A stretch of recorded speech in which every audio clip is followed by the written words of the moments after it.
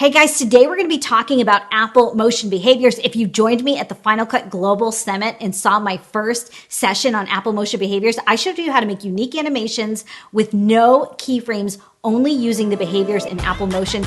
That session was so popular. I got such great feedback on it that I wanted to bring a similar idea over here to my channel. And so what I'm going to do is give you a tutorial about how to combine two totally different Apple motion behaviors into one unique animation. But here's the twist. I don't know what behaviors are going to be using today because I printed out all the Apple motion behaviors and I'm going to draw two of them out of this bowl. And that is what the tutorial is going to be. Hold on. Let's pick the first one here. Write on. Okay. Interesting. And repel, write on and repel. Oh boy, what am I going to do? And here is the other twist. I don't even know what kind of tutorial it's going to be. I have put some options here into this jar. And let's draw the kind of project I'm going to be making. Logo animation. All right, so here we go. We're going to be doing a logo animation with the repel and write on behaviors. Now, I don't know what this is going to look like, and I'm not going to make you sit and watch me work for 3 hours. So what I'm going to do right now is I'm going to try to work something out here, and I'm going to come back and give you a tutorial once I figured all this out. I'll see you in a second. 2 hours later. All right, guys, it's been about an hour and a half, and I can't wait to show you what I made using this logo. This is the Fuller Center logo. They're a great nonprofit down here in South Florida. If you're in this area, you should definitely check them out. Here's the animation with the repel behavior, the write on behavior, and some other behaviors as well. All right, so let's just dive right into this tutorial. I will show you that I added a color solid under the logo to make it much more visible with this text here since it is a very dark navy. The first thing I'm going to do is take this logo and I'm going to make 8 copies of this logo. I can right click and hit duplicate, or as a shortcut, I can hit Apple D. 7 of them we're going to be animating, and the 8th one is just for reference. I always like to keep like one untouched version of the logo just to make sure I know how everything aligns with each other if I start moving things around. All right, now I'm going to turn off all of those other versions but one, and we're just going to focus on this one here. Now let's first work with that write on behavior, but the write on behavior is a little bit different from other behaviors in Apple Motion. So if you have a shape, you can apply a write on behavior to it up on the behaviors tab at the top center of the screen, head down to shape, and here you can find write on. But you can also use the write on behavior with the paint stroke tool. It comes like automatically built in, and that's how we're going to use it today. So what I'm going to do is head to the center of my screen and look for this paint stroke icon right here. I'm going to select it, and I'm going to draw lines that kind of match these heart shapes from the center of them out. So each heart shape is going to get 2 lines. And if you take a look in my timeline as I'm doing this, you can see the paint stroke appears in the timeline every time I draw, as does a corresponding behavior. Let me run my playhead so you can see what we're getting in our canvas. See, I hand drew those lines and they are automatically drawing on. We're going to make some changes to those paint strokes. So I'm going to select all of them here in my project pane at once, and let's turn off our overlays so we can really see what we're doing. And I'm going to pump up that width of these lines because I want them to fully cover those heart shapes without interfering with our circles. Let me make these paint strokes yellow so we can really see what we're doing. And you can see that I am interfering with these circles on the exterior rim of the logo. So what I want to do is fine tune those paint strokes. I'm going to select one, right click in my canvas and select edit points to get the edit points tool. And now I can kind of play around with these points and really just fine tune them, space them out a little bit, and just overall make sure that we're coloring over those heart shapes in that logo. All right, now that we've got all of our lines drawn in here, let's play with the timing of these behaviors down here in the timeline. And so I basically want all of these write-ons to happen in a duration of about 25 frames. So I'm just going to shrink down these behaviors by grabbing the end and just condensing them so they're a little bit faster moving here. And it's important that I make them all the same length. All right, guys, while I'm playing with the timing of these write-on behaviors, if you feel like you're learning something, let me know by giving me a thumbs up, hitting that subscribe button, and ringing the bell so you never miss an upload. And now what I'm going to do is select all of those paint strokes in my project pane, right-click, and group them. And then I'm going to collapse that group just to stay organized. Now I'm going to select that original logo we have down here at the bottom. It's the only one we have turned on. Let's head on up to Object and Add Image Mask. And then here in our inspector window under the mask source, it says None. We're going to take that group that we made, that yellow group of lines here, and I'm going to drag it by holding down my mouse key as I drag it and drop it into this field. And now you can see that these shapes are sort of writing on. Now let's turn on the next version of our logo here in the project pane. And now we're going to mask off these three dots, the pink, the blue, and the yellow. I'm going to head over to the mask tool and grab the circle mask. Let's start with the pink version. And I'm going to draw a mask around that pink dot. Let's turn on the next version of our logo, select it, and draw a circle mask around the blue, and the next version of our logo, and do the same for the yellow. All right, now that we've done that, I'm going to rename these layers just to keep ourselves organized. So now let's add some behaviors to each of these circles in a more traditional way. So I'm going to select the pink circle first, and I'm going to head up to Behaviors. We're going to go to Parameter, and let's go to Overshoot. And now we can see the behavior here in our inspector window under the Behaviors tab. Now you can see also the Overshoot behaviors down here in my timeline. When I run my playhead in my timeline, you see nothing's happening. That's because we need to apply the behavior to one of the properties of this pink circle. So we're going to go down to the Apply To line here. It says None right now. Let's hit this drop down next to 2. We're going to go to Properties. In this case, we're going to go to Transform, Scale, and All. And so now what you can see is still nothing is happening. We need to modify the start value of that pink circle. So I'm going to drag my playhead to the very beginning of the timeline, and I'm going to dial down that start value to the point where that pink circle is invisible. And I'm going to shrink down that overshoot behavior to make this happen faster. I'm going to mute everything else so we can just pay attention to what's happening here with the pink circle. So here is what that overshoot default looks like. If we want it to be a little bouncier, I'm going to dial down my ramp duration. And you can see it's a little bit springier, which I like. It's a little more fun. Now, one other thing I'm noticing with this pink circle that I do not like is see when it shrinks back to nothing, it's kind of going to the center of my canvas. I actually want it to originate from its original natural position in the logo. So we need to modify the anchor point. So to do that, I'm going to be selected on my pink circle, and I'm going to right-click in the canvas and grab the anchor point tool. And now you get this little icon here with this green arrow, this blue dot, and this red arrow. Our goal is to place the blue dot in the center of this pink circle. So what I'm going to do is grab the red arrow and slide it to the left, and the green arrow to slide it down. Let's zoom in a little bit on our canvas here. Let's try to get as centered as we can. And now with the overshoot behavior, see what happens? Perfect. It's right in its natural position. I'm going to copy this overshoot behavior by selecting it in my timeline, right-clicking, hitting copy, and I'm going to paste it onto the blue and yellow circles here in our project pane. And I'm going to turn on those circles so we can see what happens. And you can see they're suffering from the same position problem that the pink circle was. We need to fix the anchor point on each of those. And there you go. Perfect. All right, now it's time to use the repel behavior that we drew out of our bowl. Remember that? So here's how we're going to do that. I'm going to take these 3 circles and I'm going to duplicate them. And I'm going to organize them in my project pane so they are all like together.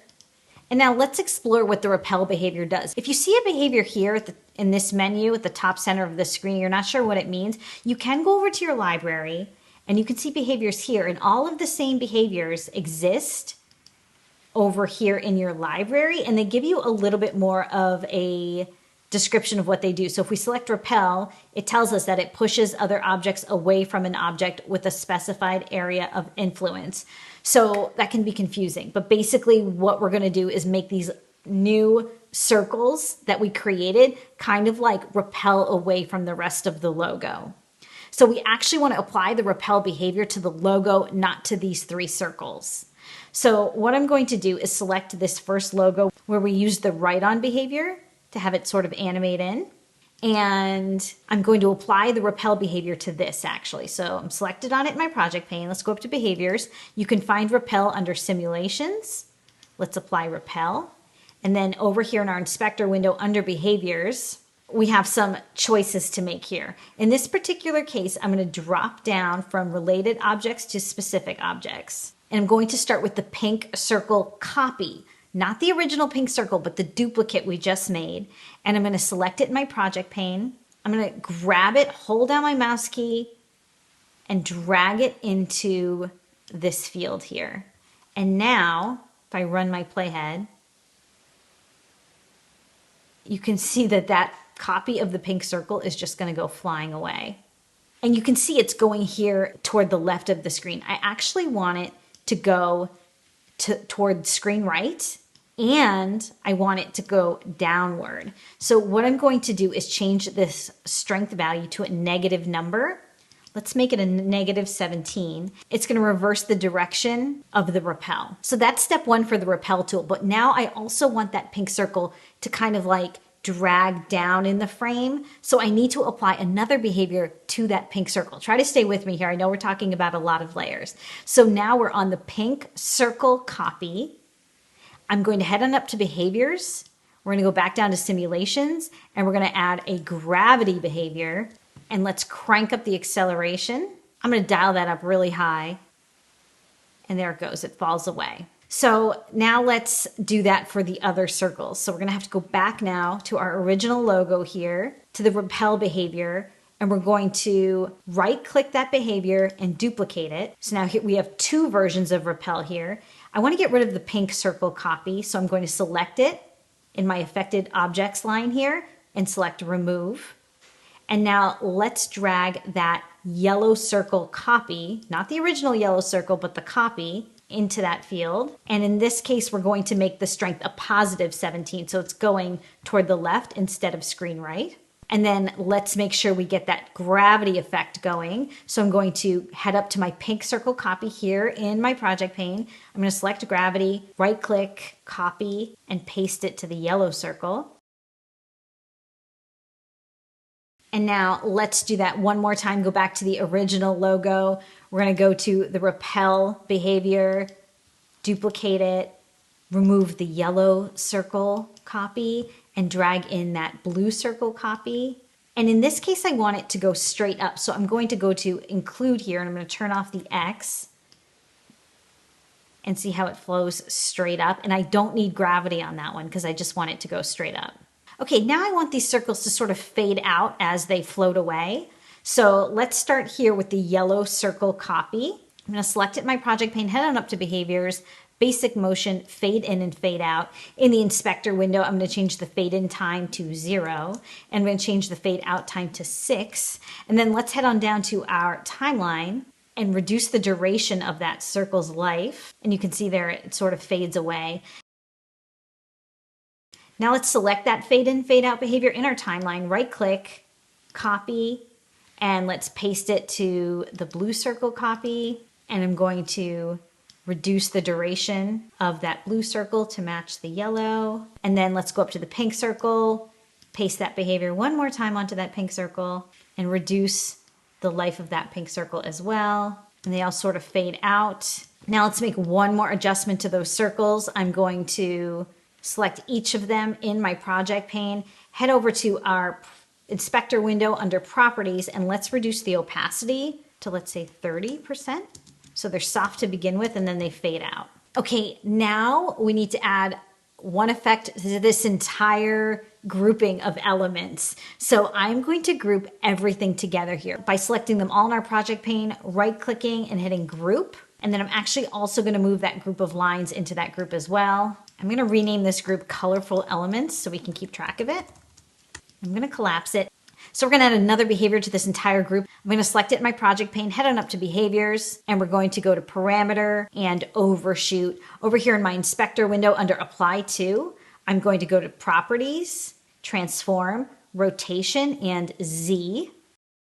Now, before we change our start values here, we need to change our anchor point just like we did earlier with those circles. Let me just show you why. If I play with my start value, you can see that this element is not rotating from the center. That's not what we want. So I'm going to set that back to 0, and let's move our anchor points to the center of this group of elements here. And I'm going to zoom in real tight because it's really important that we get right to the center of this graphic. And now let's play with that start value. I'm going to dial it to a negative number. Now we can see that that spin is happening so slowly because our overshoot behavior is so long by default. I'm going to shrink it up here in our timeline. And if we want to make it a little bit bouncier, let's head over to the ramp duration. I'm going to dial it down. And I'm even going to dial down the number of cycles. Now let's do something fun with the text in this logo. Did you forget about the text? I definitely didn't. Let's select the next version of our logo in the project pane, turn it on to reveal it. Let's go over to properties in our inspector window. Let's go to crop and turn that on. Let's hit show to drop down our settings here, and let's crop from the bottom. So again, we're just trying to isolate the word fuller. Let's crop from the left to crop out the colorful elements part of that logo. Let's go to our project pane again. Let's turn on the next version of that logo. And again, we're going to crop. And this time we're going to crop from the top because we're trying to isolate the word center, and from the bottom and from the left. All right, let's do something fun with these two pieces of text. Let's select the fuller version again here in our project pane. And let's change the anchor point of this. I'm going to right click, select anchor point. And now I'm going to zoom in really tight here. Let's change this anchor point so it's at the top of the text in the center. Let's do the same for the center text, the word center. We're going to move this anchor point to the top of this text. And now let's select fuller again. I'm going to head on up to behaviors, parameter, overshoot. Again, you know I love that overshoot behavior. This time we're going to go to apply to, properties, transform, rotation, X. I'm going to cue my playhead to the beginning of the text here. And let's change this start value to a positive number to the point where that text actually kind of disappears. And then let's shrink down the duration of that overshoot behavior so the action happens quickly. And you can see there that it feels very gradual. Let's make some adjustments by dialing down the ramp duration and the cycles. And that looks pretty good to me. Let's right click that overshoot behavior and hit copy and paste that to the center text. All right, now let's stagger the timing of all this action, right? We don't want everything to be happening at once. So I'm going to take the fuller text. I'm going to slide it a little bit down the timeline. And I'm going to take the center text and slide that even a little further.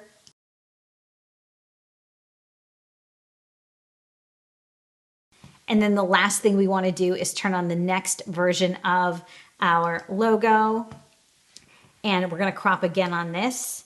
I'm going to crop just from the top because I want to get that tomorrow begins today text isolated. And on this one, I'm going to drag it further down in my timeline. And let's go over to behaviors, basic motion, fade in and fade out. And let's have this fade in over 8 times.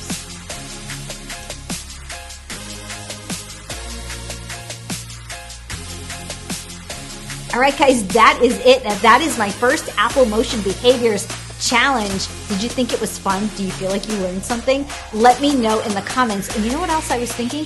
This might be kind of a fun collab to do with someone else, that we both have to work with the same 2 random motion behaviors on a project and come up with 2 different results. Does anyone else think that's a great idea? Who do you think I should challenge in this exercise? Let me know in the comments. I have some names in my head, but I'd love to know what you guys think. Thank you so much for creating with me today. I will see you again.